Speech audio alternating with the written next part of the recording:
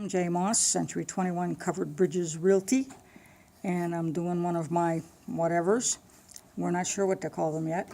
And I am with Susan Schwartz, who is a reporter for the Press Enterprise local newspaper and a major player in her own way in the what I like to call Berwick Renaissance, because since she started covering Berwick, the news on Berwick changed, and it changed in a wonderful way. She has been incredibly supportive. Don't look all startled and surprised. You're on camera, you know. That's why we love her. She has done some really neat things for Berwick in terms of opening people's eyes up to the potential and the riches here. So we appreciate that. And that's coming from somebody who actually isn't a Berwick native. She doesn't come from around here. No, she's not from outer space. Some question about that, I know, but she's from someplace else, and I've been curious about how a gal who once ate at the Packer Grill, if you've been to the University of Colorado, you know where that is, and so did I, a few years apart. How did you come from the Rockies to Berwick, Pennsylvania? Mostly I wanted a job. I knew I wanted to work in newspapers, and there weren't a lot of jobs at the time, and I was working for a terrible newspaper over in Ohio. And so I was applying pretty much every place that was a newspaper and that wanted people, and the Press Enterprise was one of the newspapers. And once I got the interview, I was trying to check out the area before I spent the time to come here for the interview, and I called up the Chamber of Commerce to get a little bit of background. The idea was to find out a little bit of information about the community so I could work that into the interview, and also to find out whether it was a place I'd want to be. And I asked the person who answered the phone what they thought of the local newspaper, and they said, "Are you asking as the Chamber of Commerce or as the or as a reader?" I said, "Well, both." And she says, "Well, as the Chamber of Commerce, we think the paper can often be very, very negative. There are a lot of wonderful things in our community, and the paper doesn't emphasize those enough." I said, "All right, as a reader, what do you think?" And she said, "It's a good paper." And so that brought me to the area. Okay. And after 1 year, I got assigned to Berwick and found out that I really loved the town. The idea was to only spend a year here, and then I was going to move on to a bigger paper. But I've never applied anywhere else because it's an interesting place. I like the passion that people here have for their community. When you write something here, people really care about it because it matters to them in a way that other places, I don't think people care quite as much. And it's a community that's shifting. We're seeing a change demographically. We're seeing a lot more immigrants coming in, and this isn't the first time immigrants have come to Berwick and assimilated. But we're getting to see that process happen now. We're seeing a switch from a very industrial-based economy to other types of work, and it's been interesting to watch. And the best part is the people. I really like the people here. They're good people. And we like you too. How long have you been with the Press Enterprise now? 21 years now. Wow, really? Well, actually, it'll be 22 in May. Wow, that's amazing. That's longer than I've kept any job. Trying to think, well, not actually. I've been a realtor for 25 years, but that's so flexible that it doesn't feel like it's the same job. Of course, yours has got to be the same kind of way. What is it you do? My job is basically to cover things that are important to Berwick, and so that covers everything. I mean, it's the hard news stories. I mean, crime and fire and things along those lines, budget problems. But it also includes features.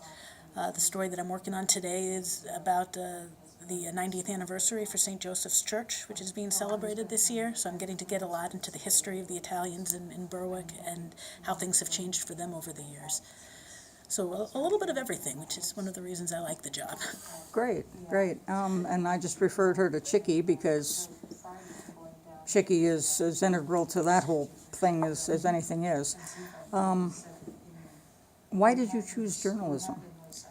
I've always liked to write, but I also think, and I've always been interested in a lot of things. There was a time where I wanted to be a diplomat and an astronaut and an engineer all in the course of about a year. And so committing to something and missing whatever was happening in those other areas scared me. And so with journalism, you get to interview astronauts, you can talk to engineers, you get to do a little bit of everything. And the other thing I like about it is I think it's a way of empowering people. They say knowledge is power. And what I'm trying to do is get people enough information so that they can make good decisions. I really believe that most people are good, and that most problems in the world are caused by people not having enough information. You know, people are racist because they don't know people of other races. For example, people do stupid things environmentally because they don't know what the effects of their action might be. And I think that if people have facts, that they will make good decisions. And so that's what I'm trying to do. So you're doing journalist as teacher? Yeah, I mean, I'm learning along the way. Sure. I'm as much a student as I am a teacher, because Well- every time I'm doing stories, I'm learning about them, but then I'm passing it on to other people who maybe didn't have the time to make the study. Right. Well, I don't think any teacher of anything out there that's any good is any different. There's a constant learning process. I don't think that changes, you know, so I think that nails it. That's what I like about real estate, because I'm teaching all the time. You know, whether it's stuff about green energy and housing, or how to look at the roof in the winter and decide whether they've got insulation, or what do you do about rat holes in the yard, Dangers of flooding. and dangers of flooding, yes.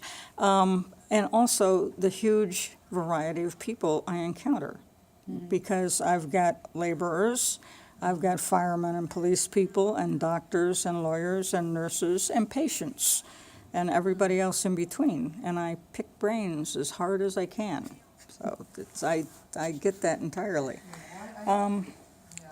When I first, and we were just talking about this, when I first met Susan, it's been quite a long time. I don't know exactly how long, but I'm pretty sure the connection is through a friend of ours in music.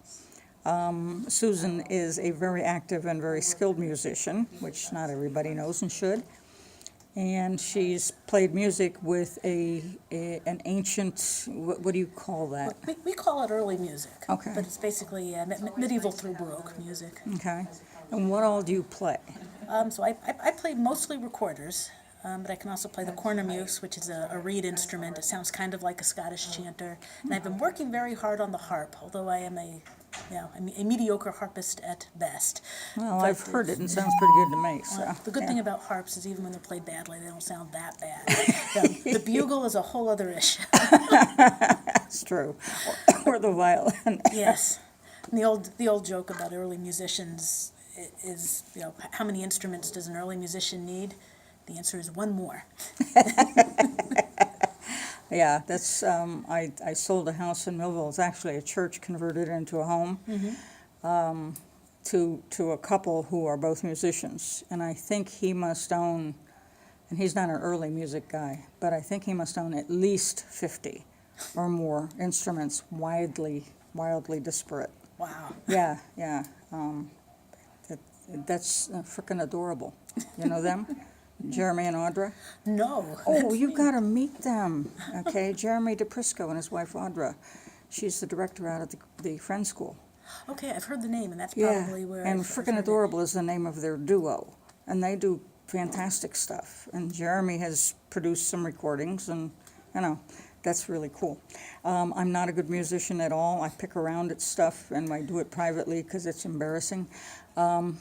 But I'm a huge admirer thereof. So anyway, we figured out kind of that's how I got connected with her. The other thing about Susan that you need to know about her is as a Rocky Mountain gal, and she is, hardcore from the Rockies up there, tall, high, breathless stuff. She is engaged there. I know she goes home to visit, and we always see lots of pictures of the Rockies, which are cool. But I know she also does all kinds of stuff here, outdoors. Tell us about that. Oh, well, one of the really neat things about this area, I think every area has its own kind of beauty. The Rockies are wonderful if you want to climb mountains with tree lines.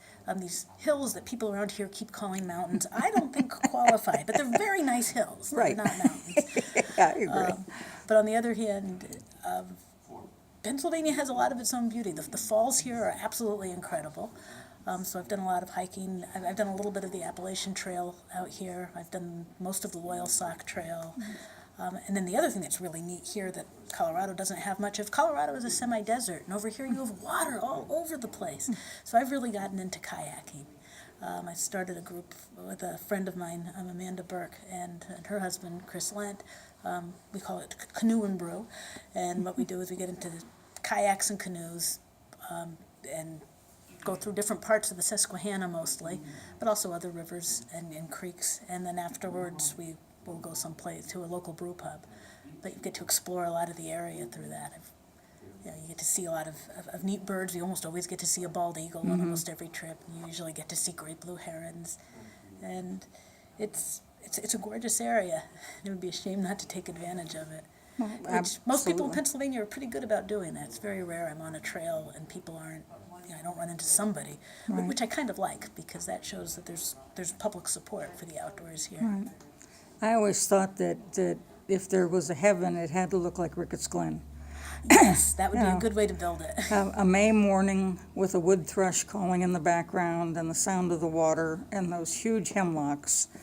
I never understood why they were the state tree of Pennsylvania until I'd been to the Glen and saw the really old, really big ones. Yeah, they're not sequoias, but they're pretty impressive.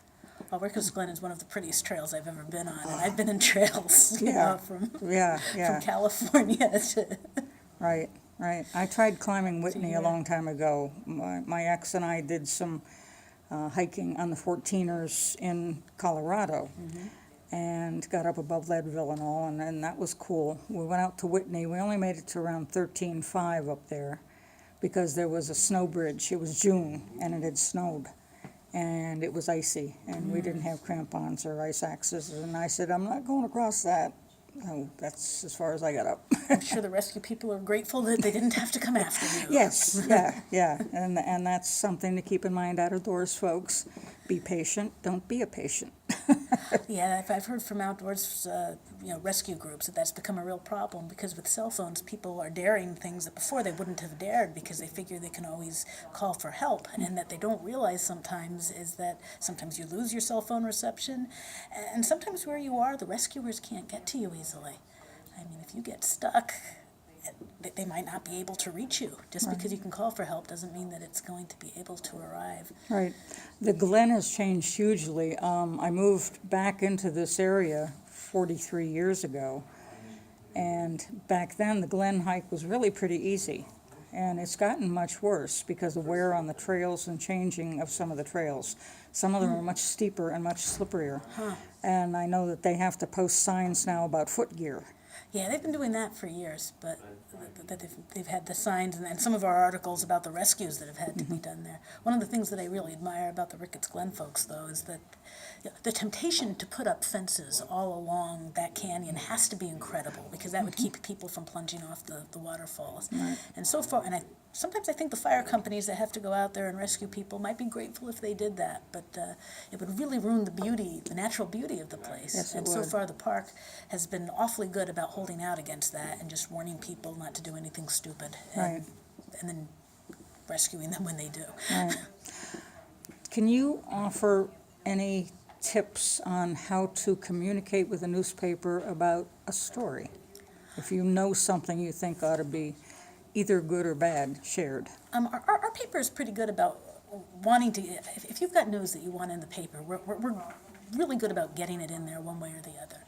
I mean, the easiest thing to do for news stories, I'm not going to deal with the advertising side, but just call up the paper.